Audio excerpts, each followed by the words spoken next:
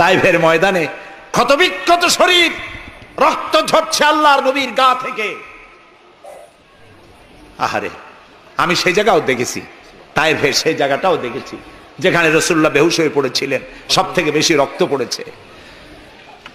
রাসূলুল্লাহ যখন হুশ আসতেন, বেহুশ হয়ে গেছিলেন, ফেরেশতারা দাঁড়ায় কাঁদতেছে আর বলছে, ইয়া রাসূলুল্লাহ, আপনার এই করুণ অবস্থা দেখে আকাশের ফেরেশতারা কাঁদতেছে, আমি সহ্য করতে পারছি না। জিবরাইল বলছেন, আমি হুকুম চাই, আপনি আমাকে হুকুম দেন, দুটা পাহাড় মিলায় দিয়া সব কাফের পিছে শেষ করে দিই।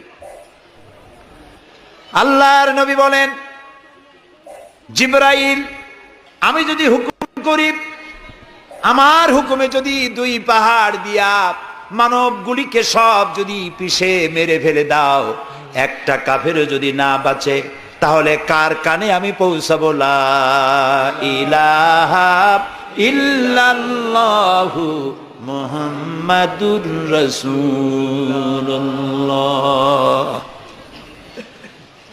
নবী করিম সাল্লাল্লাহু আলাইহি সাল্লাম বসে আছেন, গা দিয়ে রক্ত ঝরছে।